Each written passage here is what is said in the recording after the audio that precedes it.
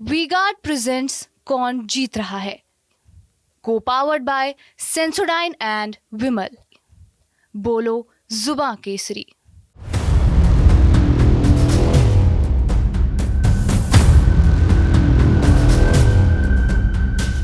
मैं मनोहर लाल ईश्वर की शपथ लेता हूं कि विधि द्वारा स्थापित भारत के संविधान के प्रति सच्ची श्रद्धा और निष्ठा रखूंगा। देश में नई सरकार का गठन हो गया है। गठन 18वीं लोकसभा का भी हुआ है और अब इस लोकसभा में देखेंगे कुछ ऐसे मंत्री जिन्हें आपने पहले देखा नहीं होगा। वैसे तो फेहरिस्त काफी लंबी है, लेकिन हम आपको बताएंगे हरियाणा के पूर्व सीएम मनोहर लाल के बारे में, जिन्होंने मोदी कैबिनेट में मंत्री पद की शपथ ग्रहण की है। नमस्कार, मैं हूं देवेश यादव और आप देख रहे हैं टीवी 9। लगभग 9.5 साल तक हरियाणा के सीएम की कुर्सी संभालने वाले मनोहर लाल अब दिल्ली आ गए हैं। लोकसभा चुनाव से ठीक पहले मुख्यमंत्री पद से इस्तीफा देकर करनाल लोकसभा से चुनाव लड़ा और जीत दर्ज की, जिसके बाद उन्हें मोदी कैबिनेट में मंत्री बनाया गया। मैं मनोहर लाल ईश्वर की शपथ लेता हूं कि विधि द्वारा स्थापित भारत के संविधान के प्रति सच्ची श्रद्धा और निष्ठा रखूंगा। मैं भारत की प्रभुता और अखंडता अक्षुण्ण रखूंगा।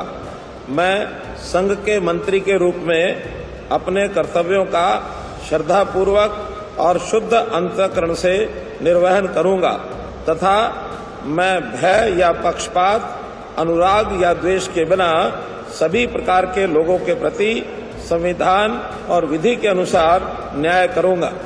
लिहाजा अब मनोहर लाल संसद से हरियाणा समेत पूरे देश का प्रतिनिधित्व करेंगे। ऐसे में आपको बताएंगे मनोहर लाल के सियासी सफर के बारे में, बताएंगे कैसे रोहतक जिले के छोटे से गांव से निकले मनोहर लाल ने पहले हरियाणा की राजनीति में राज किया और अब केंद्र की राजनीति में पहुंचे।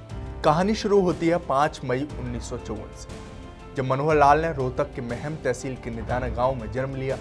मनोहर लाल का परिवार उनके जन्म से कुछ समय यानी 1947 के विभाजन से पहले ही भारत में था। इससे पहले उनका परिवार पाकिस्तान के एक जिले में रहा करता था। मनोहर लाल किसान परिवार से ताल्लुक रखते हैं और पंजाबी खत्री समुदाय से आते हैं। उनका बचपन गांव में गुजरा। इसके बाद उन्होंने रोहतक के पंडित नेकीराम शर्मा कॉलेज से पढ़ाई लिखाई की। कहा जाता है कि मनोहर लाल का परिवार उन्हें खेती कराना चाहता था, लेकिन वे खुद को काबिल बनाना चाहते थे और इसीलिए उन्होंने मेडिकल के क्षेत्र को चुना और डॉक्टर बनने दिल्ली आ गए। लेकिन दिल्ली में कुछ समय गुजारने के बाद परिस्थितियां ठीक नहीं थीं और इसके बाद उन्होंने सदर बाजार में कपड़ों की दुकान खोली। लेकिन मनोहर लाल खुद को यहीं तक सीमित नहीं करना चाहते थे, जिसके बाद वे दिल्ली विश्वविद्यालय पहुंचे और अपनी स्नातक की पढ़ाई पूरी। इस दौरान वे राष्ट्रीय स्वयंसेवक संघ में शामिल हो गए और 3 साल बाद पूर्णकालिक प्रचारक बन गए। 1994 में बीजेपी में आने से पहले उन्होंने 14 साल तक पूर्णकालिक प्रचारक के रूप में काम किया।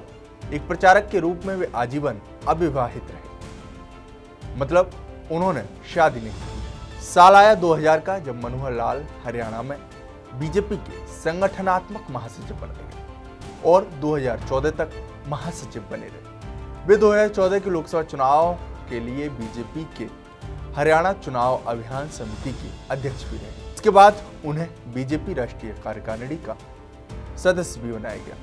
इस दौरान हरियाणा में हुए विधानसभा चुनाव में मनोहर लाल ने भी चुनाव लड़ा और करनाल सीट से बीजेपी की टिकट पर भारी अंतर से चुनाव जीता। उस समय राज्य में बीजेपी ने भी पहली बार बहुमत हासिल किया।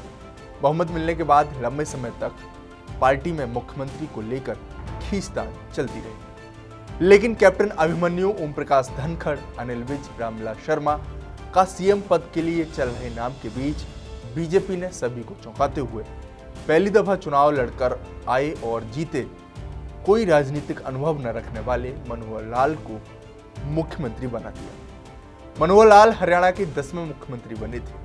कहा जाता है कि लंबे समय बाद ऐसा मौका आया जब गैर जाट नेता के रूप में मनोहर लाल ने हरियाणा के मुख्यमंत्री पद की शपथ ली थी और 5 साल तक सरकार चलाने के बाद एक बार फिर 2019 में हरियाणा विधानसभा का चुनाव मनोहर लाल के नेतृत्व में लड़ा गया।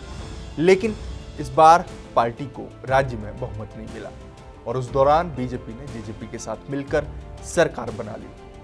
और एक बार फिर मनोहर लाल मुख्यमंत्री बन गए। लेकिन 12 मार्च 2024 को मनोहर लाल ने हरियाणा के सीएम पद से इस्तीफा दे दिया और बीजेपी ने जेजेपी से समर्थन वापस लेने के बाद निर्दलियों के साथ नई सरकार का गठन किया, जिसका नेतृत्व अभी नायब सिंह सैनी कर रहे हैं। लिहाजा 2024 के लोकसभा चुनाव में बीजेपी ने मनोहर लाल को करनाल लोकसभा से टिकट देकर चुनाव लड़ाया और उन्होंने जीत भी दर्ज की। उसी का नतीजा है कि अब उन्हें मोदी सरकार 3.0 में कैबिनेट मंत्री बनाया गया है। अंत में मनोहर लाल के बारे में एक बात और बता दें तो उन्हें मनोहर लाल खट्टर के नाम से भी जाना जाता है। हालांकि इसको लेकर वे कहते हैं कि उन्हें मनोहर लाल के नाम से ही पुकारा जाए।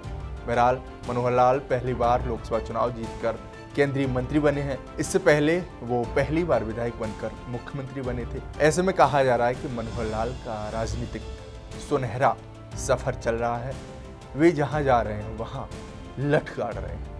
लिहाजा देखना होगा बतौर केंद्रीय मंत्री वे क्या नया करने की दिशा में कदम बढ़ाएंगे।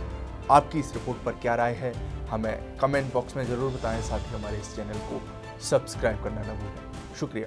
वी-गार्ड प्रेजेंट्स कौन जीत रहा है, को पावर्ड बाय सेंसोडाइन एंड विमल। बोलो जुबां केसरी।